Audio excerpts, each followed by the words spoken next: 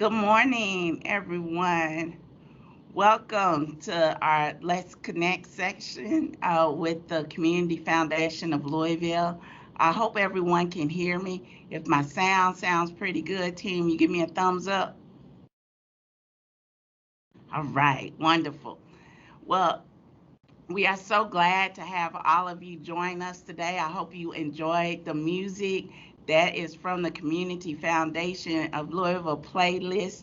We had our staff send us songs that bring them joy and happiness, and those were some of those selections. I am Ramona Dallum. I'm the Vice President of Community Engagement here at the Foundation. And we are here today to introduce you to some of our staff members uh, so we can become partners in your work and hopefully help answer some of your questions about how you can connect with the foundation and how we can better support each other as we celebrate this Louisville community. I want to start by first thanking you and acknowledging you for your support of our team member, Clara Sloan, who you will meet a little later today. Some of you may know that Clara's son, Delano Ray, was missing New Year's Eve, but we are happy to announce that Clara has reconnected with Delano and he is safe and and is talking with his mom. And so we thank you for all of your encouragement during that difficult and challenging time. And we just ask that the best way we can help Clara to move forward is to help her focus on this work that we're doing right now and the work that we want to continue to partner with all of you all. All right, so moving forward today, we're going to on our agenda, I'm going to give a little background on what a community foundation is, some of the things that we're looking forward to, some of the things that we're thinking about. You'll hear from three of our program officers. You also will hear from Heather Cash, who is one of our senior VPs for philanthropic services. You'll also hear from Jessica Holman, who is our manager for Give for Good Louisville, and Donna Brown, who is our foundation matchmaker, and she's going to talk to you a little bit about our Sparking Change community grants. Donna is going to be monitoring the chat. So if you have questions or anything like that, please put them in the chat. We'll be able to see them. And I think that's everything that I wanted to start us off with. I'm going to be your MC for today, so you'll be seeing me in and out. All right, moving on. So, what are the different types of foundations and what makes the Community Foundation of Louisville different from other foundations? We are what is considered a public foundation. And in a public foundation, excuse me, we receive our funding from several sources. And those dollars or donations that we get are put into an account, and that account is advised by the person who actually gave us the donations. And Heather's going to talk a little bit more about that later on, so I'm not going to get too deep into that. But our staff ensures that the financial dollars that we receive, that they actually go out to and support things that align with the donor's values, vision, mission. Um, when we receive dollars from our donors, we can generally only use those dollars to support a 501c3 organization. The Community Foundation of Louisville does have a fund that we oversee that's called the Fund for Louisville. And there are 3 action areas within the Fund for Louisville. They are people, prosperity, and well-being. You're going to hear more about those different action areas when our program officers speak today. We are a 501c3, and so that allows us to respond to community needs in 3 ways. We offer grants, which are gifts to the nonprofits. We do awareness campaigns so people can learn about the issues and some of the emerging and established solutions. And we also can be involved with advocacy. Advocacy are things like lobbying, policy changes. All of those things are activities that a public foundation can participate in. We are different from a private foundation like a James Graham Brown, Humana, Gaines, Brown Forman, because in a private foundation, their dollars come from generally one source, and their staff usually advises their board on how they can direct or spend those grant dollars, but their boards make the ultimate decision on how those grant dollars are used. And in a private foundation, by IRS regulations, they have to spend 5% of their endowment every year or they receive penalties. At a community foundation, we are not limited to that 5% threshold. So we will on average spend way more than that 5% on an annual basis. And Heather will talk a little bit more about that as well.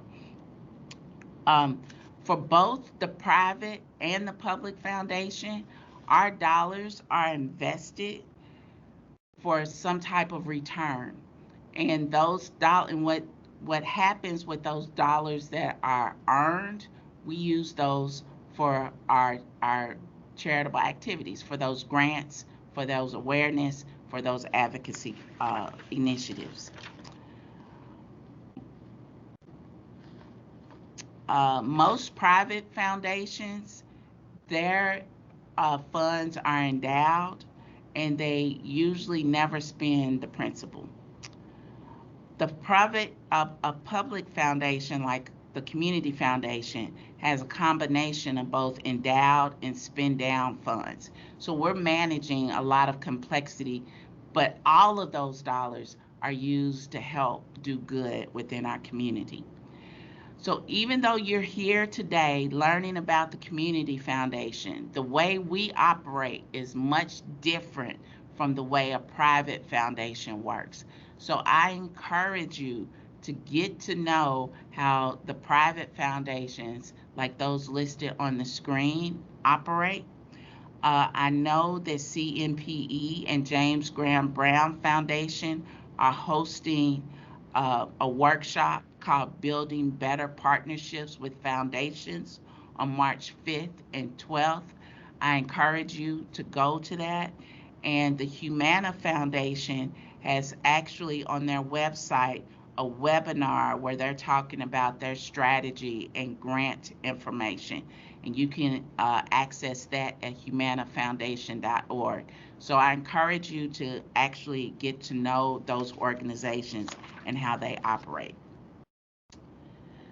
So the next thing I want to talk to you about is how our foundation is structured and what we are. We are a financial institution with a social mission. We are helping people manage financial dollars, but we're doing it for the purpose of doing good in our community. And our team, our foundation, is made up of 2 distinct operations. One is philanthropic services, which Heather leads, Heather Cash, and you'll again hear from her a little bit later. And they do all the things on the right-hand side of the circle. That's the left-hand side of the circle over here. And then the community leadership side is part of what I'm a part of. We have 2 major functions. That is community engagement, which I lead, and community investment. Community engagement is responsible for moving resources towards Black and other marginalized groups so they can practice self-determination. That's usually done through grants, those gifts that we don't expect any return back from, and our awareness and advocacy campaigns. The other side of community leadership is our community investment arm, and that arm uses underlying assets that we invest in community, and we anticipate a return on those investments. So those are things like loans, loan guarantees, and we are developing a product that we will launch later on this year that will help nonprofits who are interested in other ways of accessing capital that might be more debt focused. So all of that makes up our community leadership side, and the people that you see on this team today are really focused around our Fund for Louisville, our action areas, and our Give for Good Louisville programs. Ramona. And again, I encourage you to put any questions you may have in the chat. The way that our community engagement team focuses or looks at our work is through trust-based philanthropy. And I see that Donna has her hand raised, so I'm going to stop and see what's on Donna's mind. Thank you. You mentioned 2 trainings in March. One was CNPE. What was the Donna, other one? I can't hear you, so I'm going to figure out what's going on. Can anybody hear me?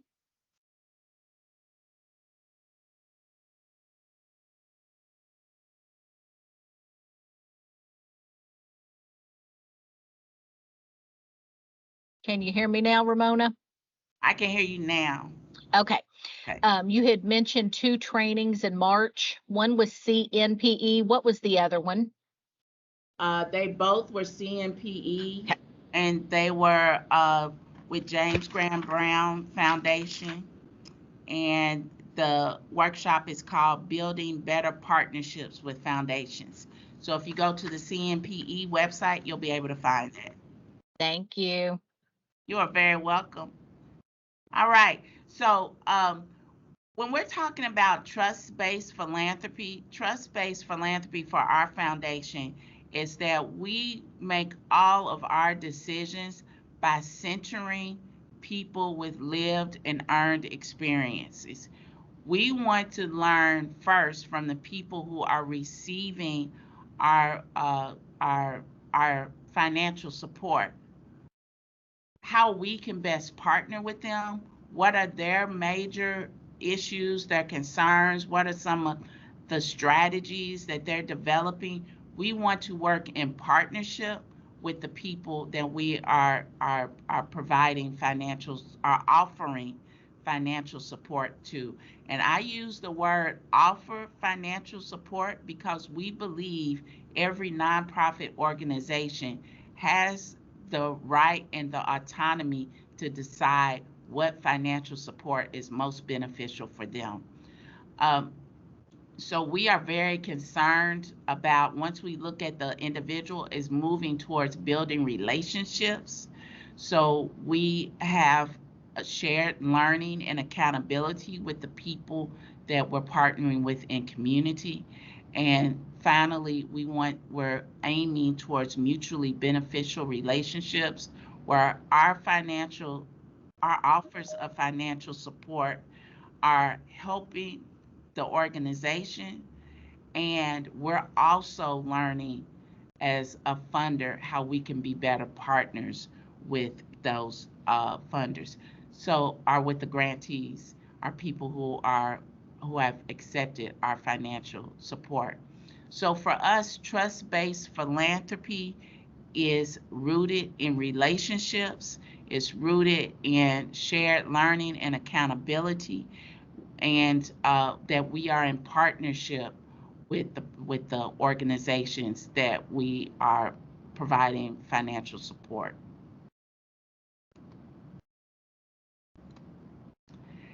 And for our community engagement team, we have 5 priorities that we're addressing, and we are using our dollars to accelerate collaborations that transform systems within these 5 priorities. We are looking for, we understand that lasting change comes when we can reduce or eliminate the root causes of systems. And some of those priorities, our 5 priorities now for the things that we are trying to address, are that we want to strengthen Louisville's violence reduction ecosystem. We want to encourage inclusive storytelling in all the ways that our community receives those stories. So that could be in public spaces, that could be in cultural institutions, that could be in media, but how are we including all of Louisville's residents in our storytelling? We want to improve financial capital accessibility, especially to those populations who have historically been denied access to capital. We want to develop and retain leaders around every sector of our community, especially nonprofits and within education and business, and we want to enhance policy solutions. Um, and we do all of these things again in 3 ways: through awareness, advocacy, and grants to nonprofits. So next, I want to introduce you to our team, and you're going to hear from all of them today. Um, Angelica Sanchez Vega is our Senior Program Officer for Economic Equity. She leads our Prosperity Action Area. Clara Sloan is our Program Officer for Health Equity, and she leads our Wellbeing Action Area. And Gad Niragira is our Program Officer for Community Engagement, and he leads our People Action Area. And Donna Brown is our Senior Associate, also known as our Foundation Matchmaker, because she is the person that you will reach to first, and she will help connect you with the person within the foundation who can best partner with you to reach your solutions.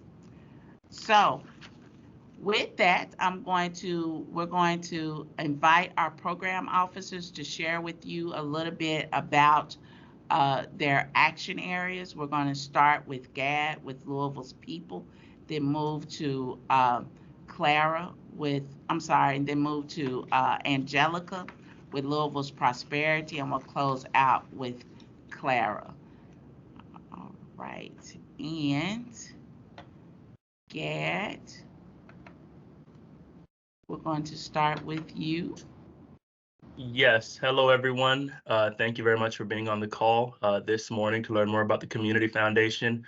It's a pleasure to always be in partnership with you all and make myself as accessible as possible. Like Ramona said, my name is Gad Niragira. I run the People Action Area here with the Community Engagement Department.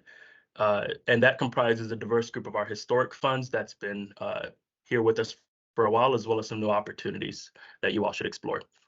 The People Action Area is an area that comprises how our community expresses its humanity. That will include the arts, historic preservation, like museums. That will include other things like civic engagement and how we support our next generation.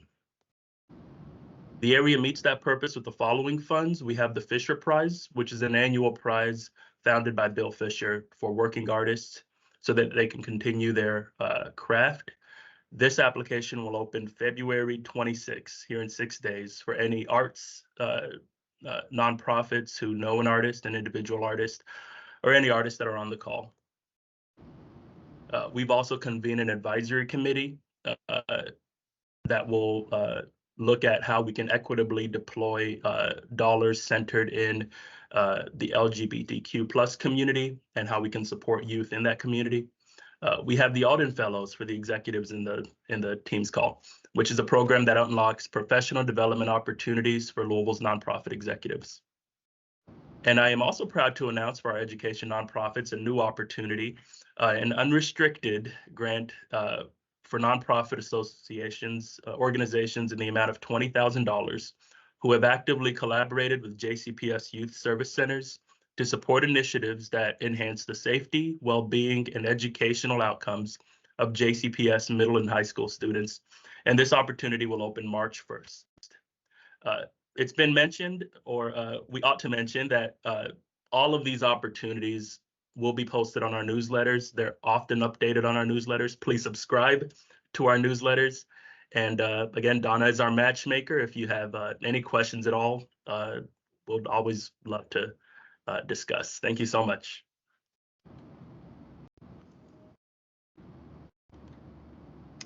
Thank you, Gad, so much for that. And what some of you might have noticed on Gad's chart that is still up, you'll see it says open to be determined. Our grant processes, we use 3 different strategies. One, we may do an open request for proposals. That's when we'll announce to the world that we are accepting applications for some type of funding opportunity. Then we have an invite-only opportunity where we will invite particular organizations to submit a request for financial support. And third, not often, but sometimes we offer unsolicited financial support. And because we are building relationships with people and groups that are working on specific issues, sometimes we hear an immediate need that we could address with an unsolicited offer of financial support. So that's what those dollars are used for. And generally, we determine if it's an invite or an open based on our staff capacity and how much time is needed to move those dollars into community.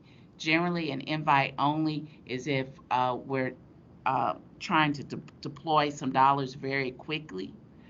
But we had the latitude to use a number of those different processes. And again, as Gad said, the best way to hear about what's happening at the foundation is to subscribe to our e-newsletter. So with that, I am going to bring on Angelica to talk about the Prosperity Action Area. Thank you, Ramona. Good morning to everybody. As Ramona mentioned, my name is Angelica Sanchez Vega. I'm the Senior Program Officer that oversees the Prosperity Action Area. So the Prosperity Action Area really concentrates on promoting robust economic growth, especially among populations facing long-standing barriers to fully contributing to Louisville's economy. That may include investments to support access to capital for business and job creation, public infrastructure, or community-driven land development. Much of this work does occur in collaboration with strong local partners to address some of the systemic barriers, usually via operational or technical assistance support. Now, having said that, right, this action area also includes a well-known, well-established program called the Vote Invention and Innovation Awards, or the Vote Awards for short. So the Vote Awards is an upcoming opportunity for entrepreneurs in the Louisville metro area. If we could go to the next slide. Each year, this award awards up to 6 entrepreneurs, $25,000 in grant funding, participation in a 10-week startup accelerator program, coaching, mentorship, strategic introductions, and recognition, all designed to boost the growth of those businesses. Unlike other accelerator programs, the Vote Awards actually allows funders to maintain full ownership of their businesses. That is, the Community Foundation does not take any equity in those businesses in exchange for, for the funding. So that is something that makes this program really unique. If you know an entrepreneur, please encourage to check out the Vote Awards. As I mentioned, this is going to be an upcoming sort of open application, and we expect the application period to open at the end of April. As Gad said, make sure that you subscribe to our newsletter. That's where you will see updates about this application period. Also, if your organization has an operating budget of under $250,000 in revenue, and you are in some way, and I want you all to think creatively about this, in some way supporting workforce development efforts or efforts that support economic well-being, right? I encourage you to please pay close attention to Donna's upcoming presentation about the Sparking Change Mini Grants program and apply to that program. It's sort of a great opportunity for us to get to know you and for you to really think creatively about workforce development and economic well-being work. Thank you for being here. And as Gad mentioned, Donna is sort of happy to kind of help you navigate how to connect with us. So thanks again for your attention and your time today. Thank you, Angelica. And now we're going to bring up Clara Sloan, and she is going to share with us about the People Action Area. Thank you, Ramona. So yes, my name is Clara Sloan. I am the program officer on the community engagement team over the Wellbeing Action Area. That area really concentrates on access to fair and just opportunities for people to be healthy and reach their full potential.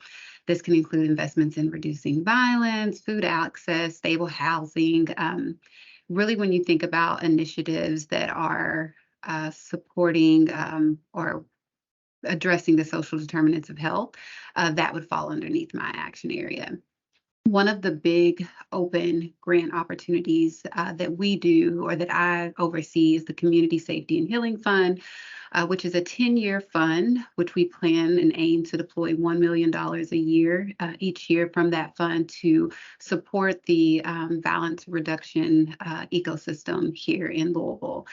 To date, we've deployed $1.5 million to 19 organizations, and round 4 is coming up in April. That will open in April, and it is an open process, meaning that anyone can apply to that. And like Gad mentioned earlier, you just want to make sure that you're signed up to our e-newsletter because we always announce that information there. A really cool thing this year this grant round for round 4 with Community Safety and Healing Fund is that you will have the opportunity to apply for multi-year funding, up to 2 years of funding for your program or initiative. Another grant opportunity will be the mental health supports grant. Right now, that process is still being determined. So I'm not sure if it will be open or invite only. It'll really be based on our capacity. But with that grant, it will be for nonprofits who are doing work in the mental health space. And I think we're still working out the details, but I think that we're looking for innovative ways that folks are addressing the mental health of our residents here in Louisville. So the last one we're still determining the process for, but it's the Eviction Prevention and Right to Shelter initiative that I'll be working with Angelica on because it kind of crosses over into her action area as well. We're still working out the process and don't have a date for that as well. But again, make sure that you're signed up for our newsletter so that if it is an open grant opportunity, you'll get that announcement through our newsletter. And I think I looked through the people that had joined. I think I know most of you, but I'm always willing to connect and do a 30-minute meeting to learn more about you. And like Angelica said, the mini grant opportunity is a good way for us to just be aware of the work that you all are doing as well. Thanks. Thank you, Clara. And I'm going to stop now to see if there's any questions, Donna.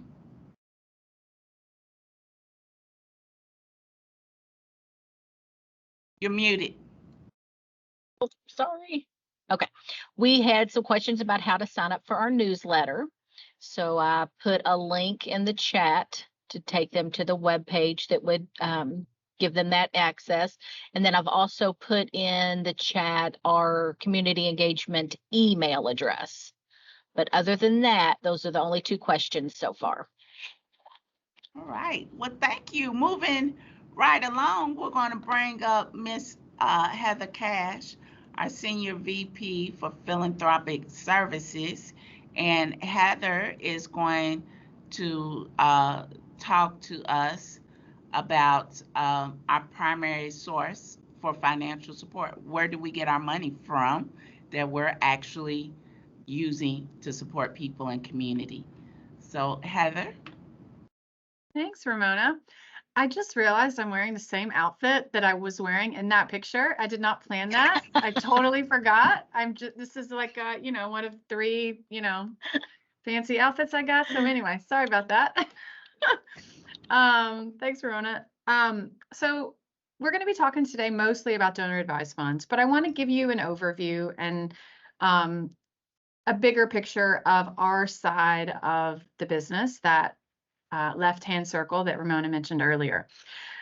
So like Ramona mentioned, we have two core responsibilities, and one of those is servicing our fund holders. And as the Senior Vice President of our Philanthropic Services team, that is a big role that I play, is really making sure that our fund holders are taken care of and have the customer service expectations met, and do all of those customer service type work with a smile. So a big part of that is managing and administering the accounts that they have with us. So Ramona, if you would just skip on to the next slide. We have about 2,300 charitable accounts at the Community Foundation. And we manage these accounts a lot like a bank manages your personal savings account.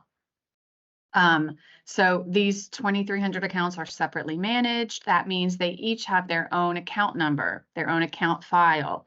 And we individually track what goes into these accounts and what goes out of those accounts. Again, just like your bank does. The biggest difference between us and your personal bank is that all the money in these accounts is earmarked for charity.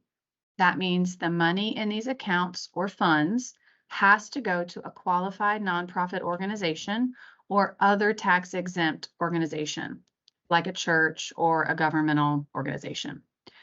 So even though we're not a bank, and we do so much more than a bank, if you think of us like a charitable bank, it'll help you understand this function in terms of how we manage our charitable accounts. So we're here today to learn more about one particular type of account, and that's a donor advised fund. So Ramona, if you'll advance one click. We have, of these 2,300 accounts, about 1,200 of them are donor advised or charitable checking. I'm not going to talk too much about the difference between a donor advised and a charitable checking because they really function the same.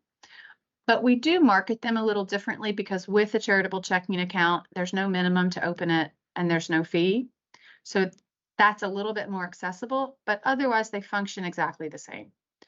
But we also have other types of accounts that we offer, and I thought it would be helpful for you to learn a little bit about the other types. We do have designated funds or accounts, and that is when the donor who opens it designates or names a specific charity, and only that charity gets something from the account every year. So we send something to that organization that the donor designated. We also have about 130 scholarship accounts. That is where we're sending money to universities or colleges to support a student's higher education. And then we have about 30 accounts where we are the decision maker. And those are the funds that you heard Ramona and her team talk about. 30 is a small but very mighty number of funds, and we do as much as we possibly can with those accounts. But the key thing to remember is if we are the decision maker for 30 accounts, for the 2,270 other accounts, we are not the decision maker. It's the individual donors who opened those accounts and who manage those accounts. They are the decision maker for those accounts. So I want to talk a little bit more about a donor advised fund and how those accounts work, because again, they are the most popular and they really are a big chunk of what we do. So we're going to go through a little exercise to help you understand a little bit more about a donor advised fund. So just bear with me here. Let's say that you have a donor and his name is Bill Smith, and he sends you a check for $1,000 in the mail. Typically, you would send him a tax receipt, right? About a week later or so, you will send him a tax receipt in the mail. He has made a gift to your organization, and so he qualifies for a tax deduction. Now, can Mr. Smith get that money back if he asks for it back? No, right? He has made a completed gift to you. It's now your money. He cannot get it back. Let's say a month or two later, Mr. Smith calls you and says he thinks you need a new building, and he wants you to use that $1,000 to go buy a new building. What would you say? You'd probably say it takes a lot more than $1,000 to buy a new building, right? And of course, you know, he didn't put any restrictions on the gift. You've already deposited, et cetera, et cetera. So the point is, once he gave you that money, he has given up all control for how you use it, right? Well, that is where a donor advised fund is different. If Mr. Smith had given that $1,000 to us for his donor advised fund, we would send him a tax receipt just like you did. His $1,000 is a completed tax deductible gift, just like it was to you. But with a donor advised fund, we put that $1,000 into his personal account, and he retains the ability to tell us how that $1,000 should be used. That $1,000 can stay in his donor advised fund until he's ready to send it somewhere. And when he's ready, he can ask us to distribute that money to any nonprofit organization anywhere in the country. Or he can divide up that $1,000 to as many organizations as he wants. Although we do have a $100 grant minimum, so he really could only support 10 different organizations with that $1,000. But the point is, he can do whatever he wants with that $1,000 whenever he wants. Now, he can't get it back. It's our money, but he retains the ability to decide how to distribute that money. So I've got a little image on the slide here that will just reiterate how this works. So you have the donor, Mr. Smith. He gives us money. He gets a tax deduction. Now, the one thing I forgot to mention is the little arrow in the fund. The reason why that is important is because, let's say Mr. Smith calls you. We're going to get back to our example here. Let's say he calls you a couple of months after he gives you that $1,000, and he says, did you invest that $1,000? Did you put it in the stock market, and has it grown or earn any interest?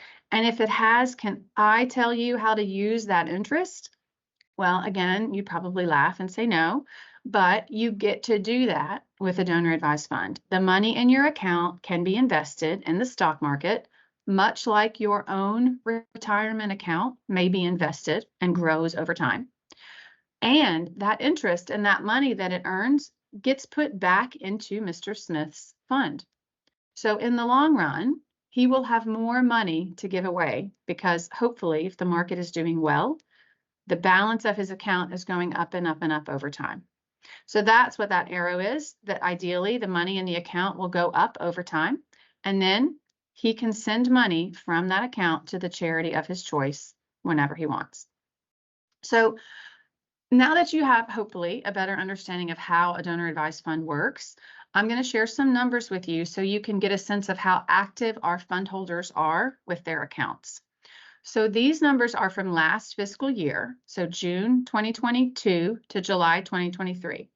During that fiscal year, we distributed and mailed over 10,000 individual grant checks, totaling almost $139 million. Remember, who decided 98% of where this money should go? Our fund holders. not the Community Foundation staff.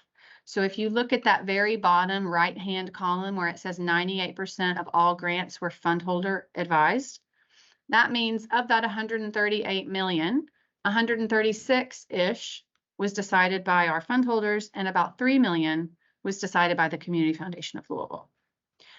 So a couple of other statistics. For the number of median grants per fund was 4. The median grant amount was about $1,000. This money went to over 2,600 individual nonprofits or other tax-exempt organizations, and there were about 700,000 in tragedy relief grants. About 48% of our accounts distributed more than 5% of their fund balance. The reason this is important or interesting is because Ramona mentioned earlier that there is a rule for private foundations that they have to distribute a certain amount of their total, and that's 5%.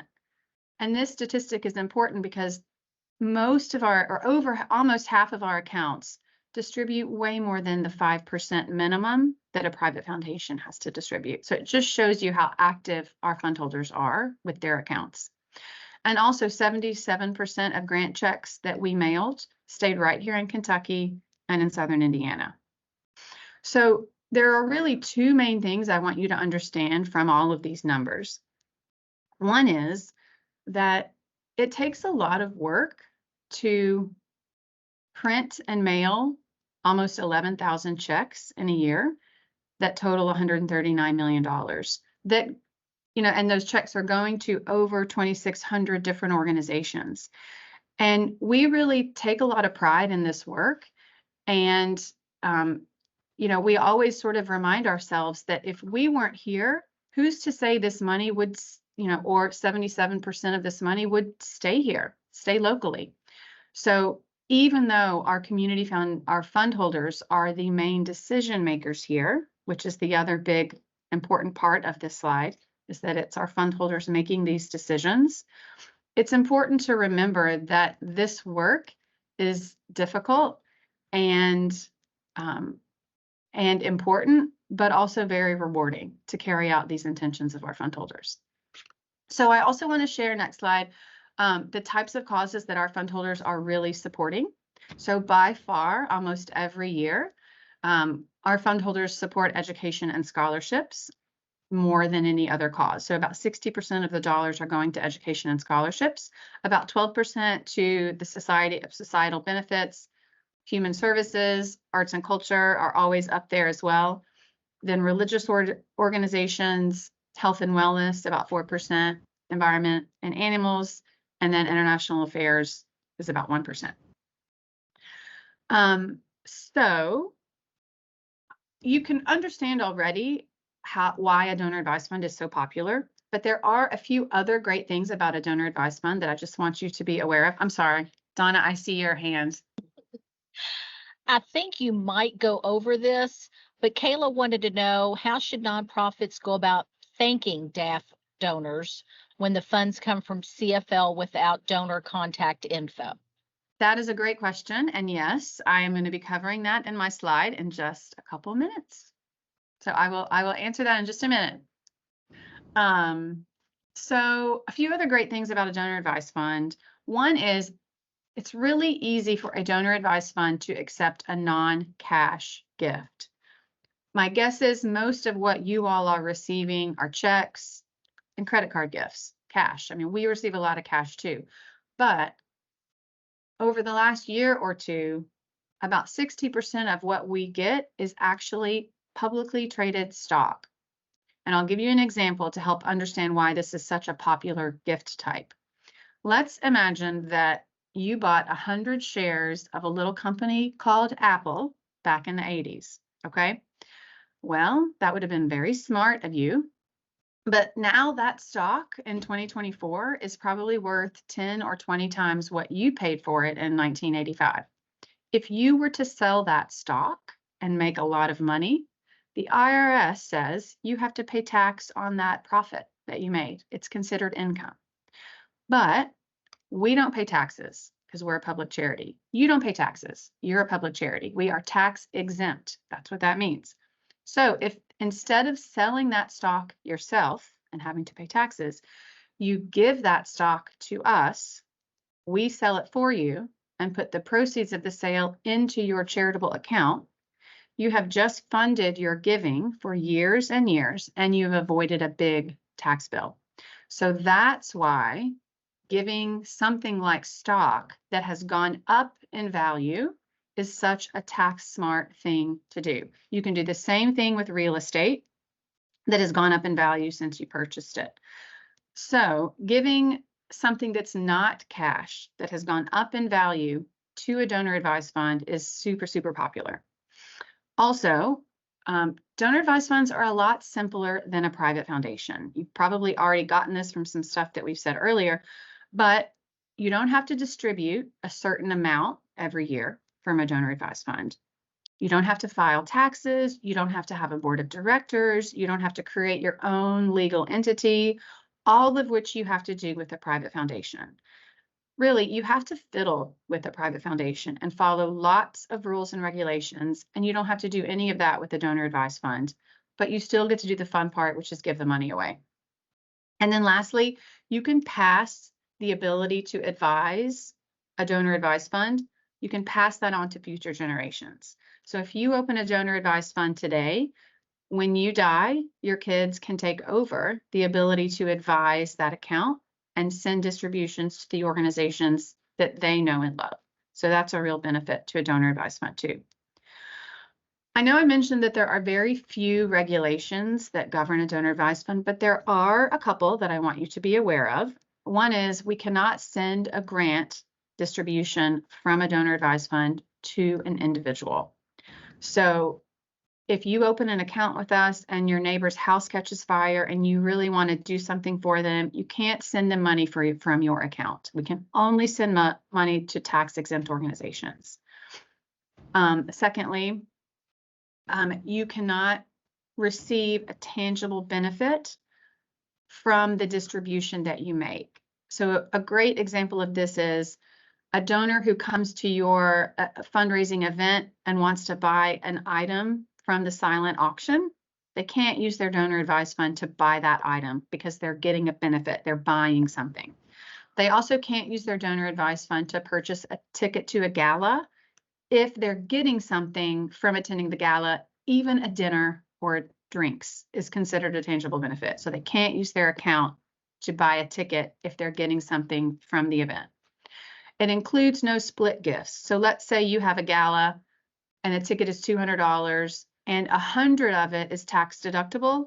They can't even use their account to cover that $100 tax deductible part of the ticket. That's an IRS rule. I think it's silly, but rules are rules. And then lastly, they can't use their account to satisfy a legally binding pledge. Now, the IRS has made a very good decision here to basically say we as the Community Foundation can't be expected to investigate every pledge or commitment to determine whether it's legally binding or not. So if you have a donor who has committed to support you for $1,000 for 5 years in a row, they can use their account here to satisfy that, as long as when we send the distribution to you, we don't say anywhere on the check that this is a pledge or payment 1 of 5 or something like that. So we can still send the money there. And if they've told you that it's for a pledge or for a commitment, that's fine. We just can't document it anywhere on the actual letter that comes with the check. So getting to the question that was just asked, what should you all do? How should you all steward and communicate with these fund holders? You should definitely send a thank you note, but not a tax receipt. Remember, the donor got a tax receipt from us when they first put money into their account. They do not get a tax receipt from you. But you should absolutely send a thank you note. Now, as the person who asked the question mentioned, sometimes our fund holders ask us to send a distribution from their account anonymously. When that happens, you can contact me or someone on my team, and we would be happy to forward a thank you note to the donor from you. Of course, we have the donor's contact information. Otherwise, they wouldn't be able to set up an account with us and we wouldn't be able to communicate with them. But when a fund holder asks us to send something anonymously, we are absolutely going to honor that request. Now, I sometimes review all of the grants that we're distributing, and I would say 80 to 90% of the time, our fund holders are happy and want you to know that they are supporting you. So most of the time, every single check that we send includes the name of the fund, the name of the donor, and their address. I would say it's pretty rare that we're sending grants anonymously. But again, if you happen to get one that says this is from an anonymous fund and you want to send a thank you note, which you absolutely should, just let me know and we'd be happy to forward one. Obviously, you should be tracking these donors too. And again, like I said, 9 times out of 10, you are going to get from us the name of the donor and their contact information. So you should keep that, put it in a spreadsheet, put it in your database, track it. And you should also prioritize these people. People who have opened an account with us have set aside money. It is a low-hanging fruit. They have already made charitable giving a priority for them, and they have money set aside in an account. So you should make them a priority, put them on a VIP list. And anytime you have a fundraising or something that you really need, ask for support from these individuals. Also, you want to be encouraging the use of a donor advised fund in solicitations. So if you're starting a capital campaign and you're drafting that appeal letter, include a sentence saying, if you have a donor advised fund, remember you can use that account to satisfy or to support us with a gift. Just remind people that they have an account and they could use that to support your organization. And then lastly, I think it's helpful to be knowledgeable about the general donor advised fund prohibitions. So if you're trying to get people to buy a ticket to your gala, maybe that's not the right time to encourage the use of a donor advised fund to buy a ticket, right? Because you can't do that. So just being knowledgeable about the general prohibitions, I think will help you have more credibility with your donors who have an account with us, and just build some more trust and professionalism. So yes, is there a question? No. Okay. So this is my last slide, and then I'm happy to answer any questions that people have. But we wanted to mention a couple of ways that you can connect with our fund holders. And before I mention these 2 specific examples, I just want to remind you all that there are thousands of nonprofits in Louisville and thousands of individuals who have accounts with us, and 40 staff members at the Community Foundation. So even though we want to do all we can to connect you with our fund holders and make sure that they know about you, we also have to be strategic about how we do that, because we want to be fair to everyone, and we want to make sure that all of those great organizations out there have an opportunity to connect with our fund holders. So one new thing that we're going to be doing is offering a search tool on our website. So this is live on our website right now, but we haven't started publicizing it to our fund holders yet. But this search tool is through the Candid GuideStar website, which I'm sure you all are familiar with. But basically, anyone can go to this search tool on our website and search for local nonprofits. So that's Jefferson County, and then 5 surrounding counties, including 2 in southern Indiana. And they can basically type in some categories that they want to search for, and only local nonprofits will pop up. So it is a great way to connect with our fund holders and really connect with anyone who wants to go on the website and learn more about local nonprofits. So I encourage you to go to the Candid GuideStar website, access your profile. If you are an IRS approved tax exempt organization, you have a GuideStar profile already. You just need to access it and make it as polished and informative as you can. We plan to start publicizing this tool to our fund holders in early March. So you've got a couple of weeks to go in and make sure your profile looks great And that way, when our fund holders or anyone in the community, when they do use this search tool and you do pop up, you'll have the best chance of really informing the public and representing yourself as well as you can. And then the second way to connect with our fund holders is to participate in Give for Good Louisville. I've been at the foundation for over 8 years. I talk to our fund holders all the time, and they tell me the number one way they learn about new local nonprofits is through Give for Good. Our fund holders participate in Give for Good by the thousands every year. I think over half of the money raised during Give for Good comes from our fund holders. So it is a huge missed opportunity if you don't participate in Give for Good. Also, we have really invested so much time and effort in making Give for Good as successful as we can, because we want you to raise as much money as you possibly can during this giving day.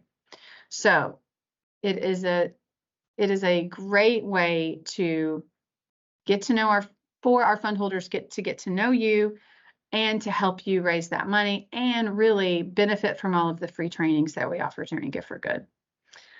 So with that, I know there have been a few questions that have come in, and I've just been going a mile a minute. So I'll stop. And Donna, if there's anything that I haven't covered, let me know. I think we are caught up, and I put the link to our resource page with the Candid Guide Star link on it, so they can click right on it to get there. Thank you, Heather, so much. And I want to just piggyback something that you said. Part of our trust-based philanthropy practice is providing the nonprofits with the tools so they can tell their own story, because you are best able to tell your story. So the Candid Guide Star search tool is one way for you to control your story so your best self is shared. Jessica Holman, our Give for Good Louisville manager, manages what I consider to be our largest grant making program. Give for Good Louisville is our one day of giving, but as Heather already talked about, this is the way that you can tell your story, and you will be guaranteed that it is going to get in front of those people who are able to support you. So I'm getting ready to introduce Jessica Holman to tell you a little bit more about our Give for Good Louisville program. But before we do that, Donna has a question. Sorry about that. I did miss a question for Heather. So Dustin wants to know, for DAF, 5% has to be spent each year, but it grows over time. What is the normal annual growth percent? Thanks. Let me correct one thing. Donor advised funds do not have to distribute 5% a year. That is the rule for private foundations. There is no such rule for a donor advised fund. So a donor advised fund can spend less than that or more than that. There's no rule saying you have to distribute a certain amount. Now, the point I was trying to make was most of our accounts distribute way more than 5%. Because our fund holders are just really active. They want to get money out from their account. So there's no rule, but even though there's no rule, they actually distribute more than 5%. It's a great question about the performance, and the performance and the returns that we get for our accounts are on our website. So if you want to get more details about exactly what our returns are, but our 10-year rate of return is about 8%. I think for 2022, we ended up being like positive 16% or something. We had a really good November and December. But if you want all of that information going back for more than 10 years, if you go on our website and go under donors and investment strategies, you can get a full, complete summary of our investment performance. And Heather, before we move on, could you share with us on average about how much is distributed through our donor advised funds? It varies year to year, but I think last fiscal year it was like 12%. I think some years it's as high as 15%, some years it's as low as 8%, but it's always more than 5%. Thank you very much. Are there any other questions, Donna? We're good.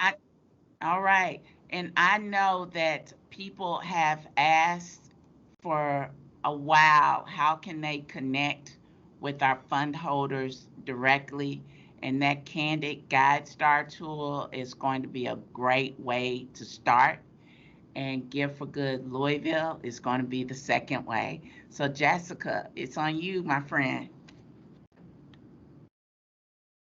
Thank you, Ramona.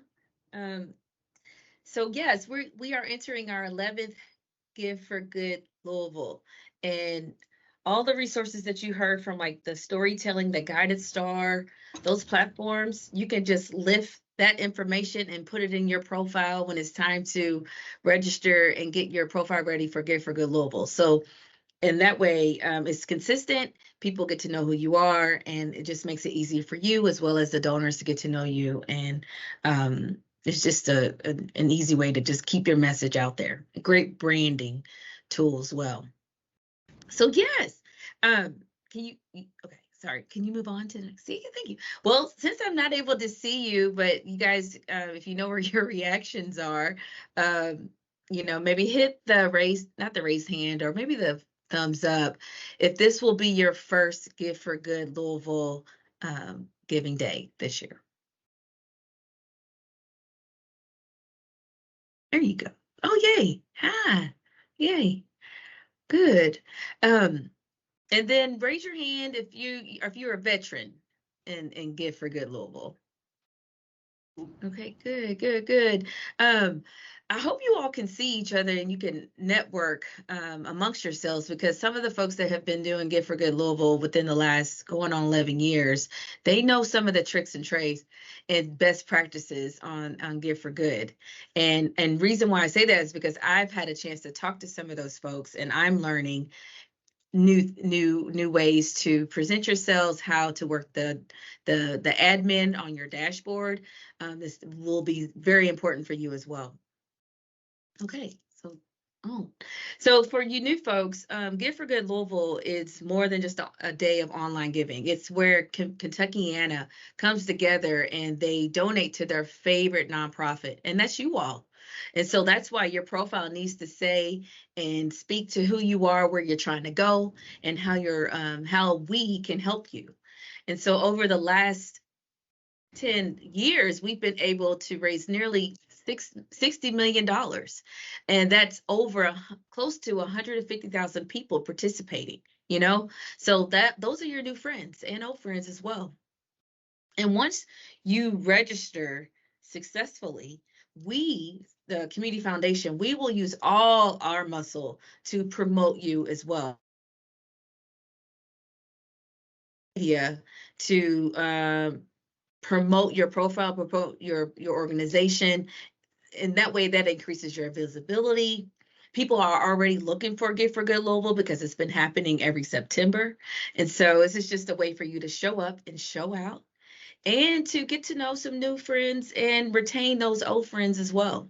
And we also provide training, which is free to you and your team. We encourage you to get to know the peer-to-peer fundraising mechanism, as well as the matches that happen.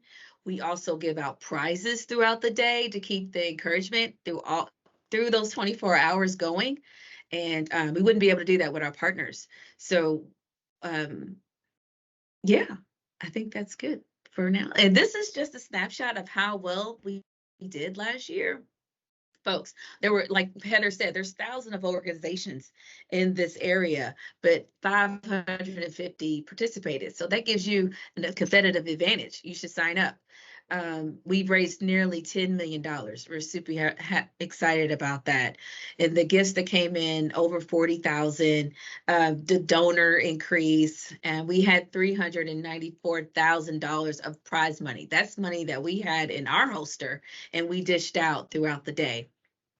And so the next few slides are basically going to show a breakdown within the last 5 years on how numbers just keep increasing. And so you can see, like, just last year, nearly $10 million. This day it's an exciting day. There's no wrong way to promote yourself. You just got to do it. And so just put yourself out there so that way people make it easy so they can give. Donor counts, that keeps increasing as well, 23,000. And it just, you can tell just how, and that's because we are getting better too with promoting. We have, you can ride down the street and see billboards, you're on the radio, it's on social. We're actually using influencers, so we use all our connections to get that number up. Donation counts. So it just shows we went up 45% just last year. So it's just showing that people are, it's top of mind. And some people are waiting just for this very day to donate. The average size gift is also increasing. So that means people are giving to more than one organization, or they're just giving that money to their favorite. But this is a great opportunity for you to shine as well. New donors, over 10,000 new donors. So that's just, they're there. They're ready for you to capture their attention. And once you get it, like Heather says, this is another platform where you can track your donors and you can keep in contact with these folks. For you guys who do not have a CRM, this could be your CRM, and you can work this to your benefit. Leading up to Give for Good and on Give for Good Louisville Day, that day. So here are some key dates, just in case you're not connected with us yet. But once you are, we want you to stay connected. Registration opens June 6th, and that goes until August. The giving day is Thursday, September 12th. And let me just back up. At the end of next month, we will be pushing out key dates. Office hours, so that way you and I will spend time with each other, and registration information as well as trainings. So the way to stay connected, of course, here's our email, info@giveforgoodlouisville.org, and the phone number's right there. We are also on social media. You follow the handle at CFL Louisville. Give for Good Louisville has its own private page just for the organizations, and I'm communicating with you as well. So it's just another way to stay connected, to stay informed, so that way you can stay ready. Donna, we have any questions? No, we do not. I have a question, Jessica. Okay. Is it free to be involved with Give for Good Louisville? Thank you, Ramona. No. So the registration, it's on a tier based, so from 1 to 4, and it's based on your annual revenue. And so once that information is shared, we will have it readily available. Just know that there is a late registration fee as well. So once you pass that late registration, the original fee will double.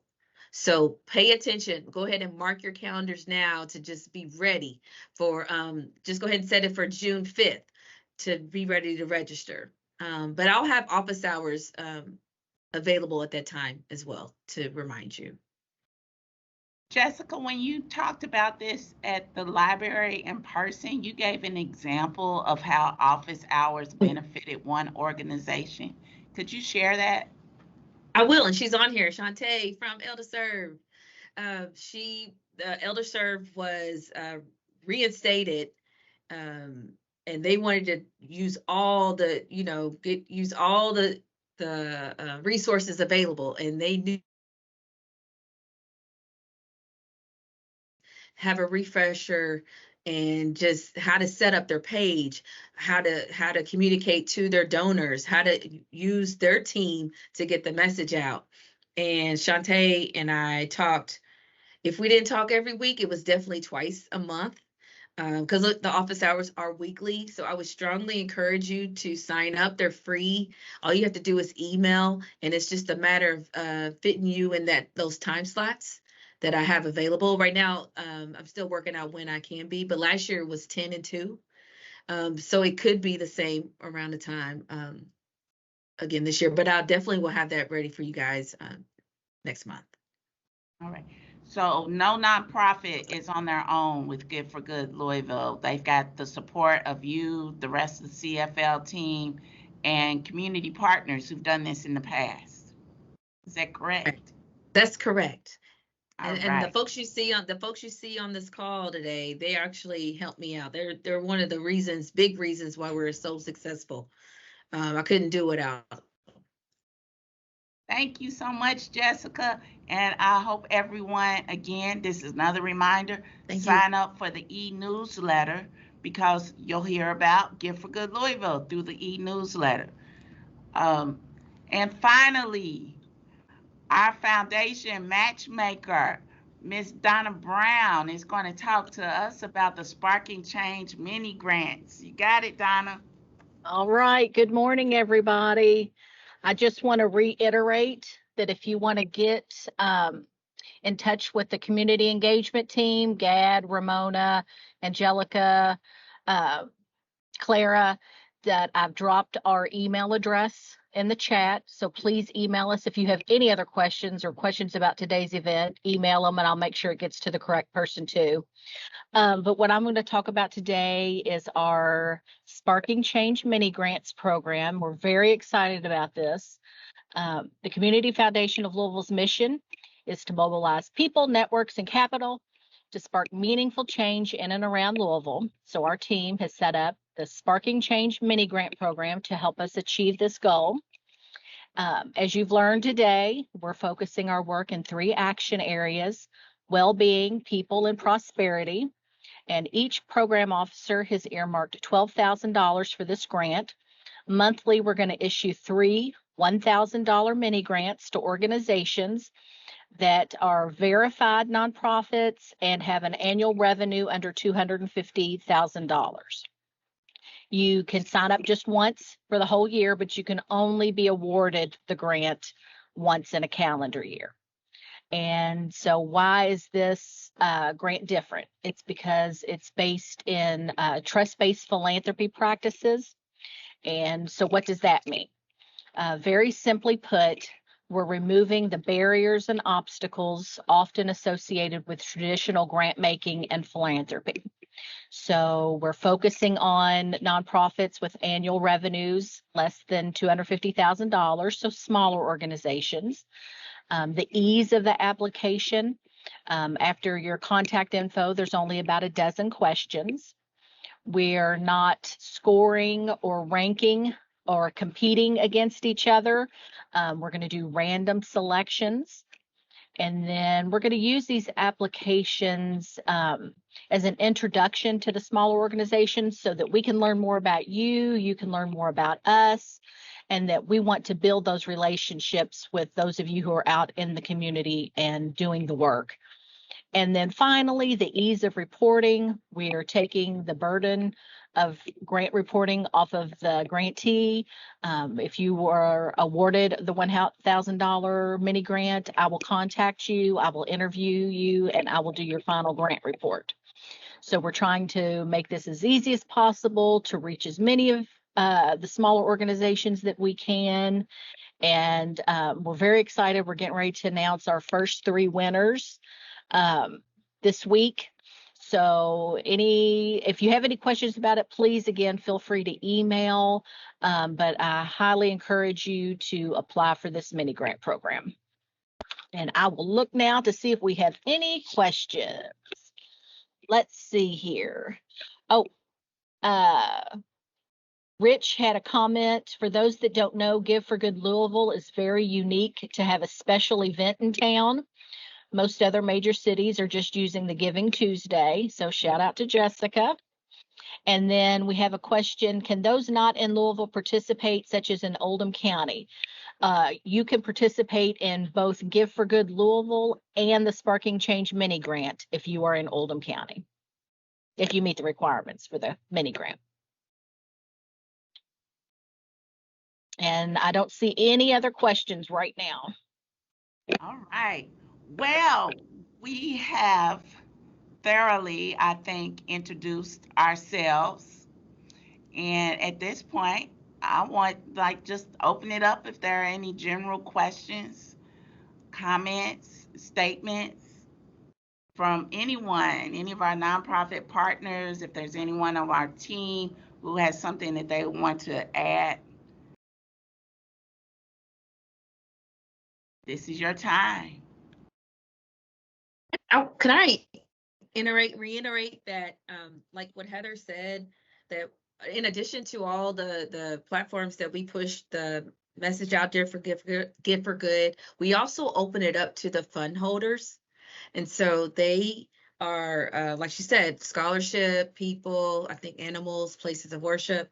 If your nonprofit fits in those causes and categories, you know, you definitely want to, I mean, and even if you don't, you definitely want to make sure your profile on the Guided Star, as well as the Give for Good Louisville platform. I would match them up pretty equally, but you definitely want to make sure you tell your story and make it easy for folks to give, because they are going to that platform as well as the Give for Good platform. And like Heather said, it was definitely more than half of that money came from those folks. So I just, please show up, show out, and sign up, and please contact me so that way I can help you be successful, as well as the folks on this call too. There was a question about what other counties you can participate in through Give for Good, and I don't remember all of them, but there are several. It's not There's just 8. Okay. Do you have those? So I don't I knew you were going to have them ask in me. front of So me. let's say Jefferson County, Oldham County, Harrison County, Floyd, Clark, Shelby, I think. Shelby, thank you. And there's one more. Bullitt County. But we'll definitely, that's something we can put on the next slide if we do this again. That's a good question. Thank you, Heather. And if you keep talking, I can look it up and confirm it as well. I also saw a question about still being able to forward a thank you note, even though some time has passed, and that's fine. You can email me or someone on my team, and we would be happy to pass that along. And I also want to reiterate something that Heather said. She said the majority of our checks that you may receive, they'll say CFL, and some of them will say the fund holders or donors' name on it. For any of the offers of financial support that our team is making, someone from our team will be in direct contact with you. And generally, our offers of financial support are accompanied by a grant agreement. What comes from primarily those donor funds, they usually don't have a grant agreement associated with them. So if you're getting financial support from something that our team is leading, we will develop a relationship with you and follow up with you. Someone will be in contact with you. We often get nonprofits calling somebody on our team saying thank you for a check that they just got in the mail. And we have no idea what check you're talking about. That's because it came from one of those donor advised funds, our charitable checking fund. So that's why I want to just reiterate that you will know if it's coming from our team, because our team is going to be building a relationship with you before or at some point in the process of us making that financial support. And we really want to engage with you beyond a check. What are other things that we can do together to learn together? How can we be a part of your network to help further your work? So I just wanted to make sure that everyone understood or was aware of the difference of how this community engagement team, Gad, Clara, and Angelica, and Donna, and I are all working together to help further your work. Any other questions? Ramona, I just dropped the counties for the participating counties for Give for Good Louisville in the chat. Okay, thank you. And Donna, I know we were talking about the Sparking Change mini grants. Is there any action area that receives fewer applications than others? As of right now, and Angelica touched on it, the prosperity action area has seen the fewest applications submitted. So I know that we are going to work on March. That's going to be our social media push. And then Angelica's plea today. Yeah. So we want to get that word out.